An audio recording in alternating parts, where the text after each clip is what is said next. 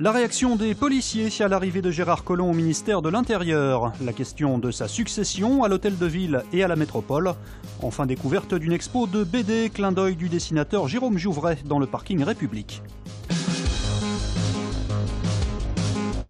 Devenu selon l'expression consacrée premier flic de France hier, comment Gérard Collomb est-il perçu par les policiers?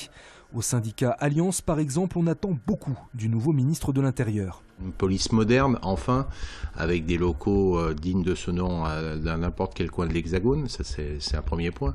Il y a de nombreux chantiers qui restent en suspens, à savoir nous on demande toujours une simplification de la procédure pénale.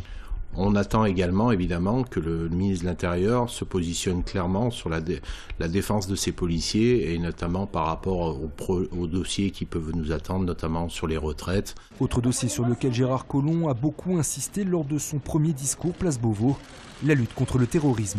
Nous savons tous aujourd'hui que l'Europe, et qu'en particulier la France, sont la cible des terroristes.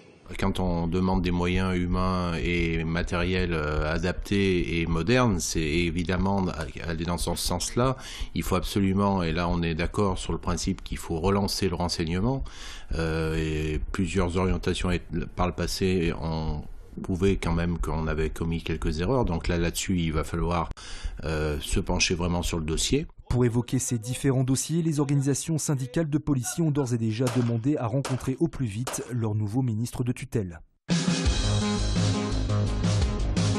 Maire de Lyon depuis 2001, Gérard Collomb en est à son 3e mandat et entre Saône et Rhône, beaucoup ont un avis sur son départ au ministère de l'Intérieur. Je suis très contente pour lui. Je vais regretter sa présence à Lyon, mais tant pis. C'est très bien. Pourquoi pas? Il a bien géré la ville de Lyon, il n'y a pas de raison qu'il ne gère pas aussi bien le ministère de l'Intérieur. Voilà, je lui fais confiance. Monsieur Collomb doit être très content depuis le temps qu'il courait après un poste ministériel. Mais bon, ce qui est déjà bien, c'est qu'il va arrêter de cumuler. J'espère que ça fera qu'il y aura un petit peu comme à Lyon, des énergies positives qui vont se dégager. La vie de Lyon est une ville assez agréable à vivre. Je pense qu'on n'a pas trop de problèmes, ni de sécurité, ni d'autres problèmes en particulier.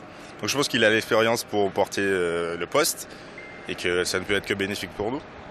De toute façon, comme tous les autres ministres de l'Intérieur, je pense qu'il fera ni mieux ni pire. Voilà.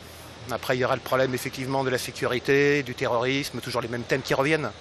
Mais je pense qu'il les traitera très bien. Et puis il aura une équipe avec lui de toute façon, donc il ne sera pas tout seul non plus. Ministre des cultes, certainement une meilleure harmonie aussi, et puis un respect de toutes les religions dans la mesure du possible. Je peux simplement lui souhaiter bonne chance parce que c'est une mission difficile. On perd le maire de Lyon, mais j'espère qu'on aura un autre maire et on lui souhaite bonne continuation. La question que je me pose, c'est pour Lyon, qui va prendre la succession, voilà. La question que beaucoup de Lyonnais se posent, c'est effectivement celle de la succession de Gérard Collomb à l'hôtel de ville. Son premier adjoint, Georges Kepenekian, assure pour l'instant l'intérim. Gérard Collomb, le ministre de l'Intérieur, a annoncé hier qu'il resterait dans ses postes jusqu'à la fin des législatives. Donc aujourd'hui, la succession de Gérard Collomb n'est pas ouverte et on est calme. On se pose, on prépare la suite avec sérénité. Et puis voilà, moi, quant à moi, comme vous avez remarqué, je ne me rase plus, donc je ne me pose pas de questions le matin. Un conseil municipal extraordinaire pourrait toutefois avoir lieu après les législatives.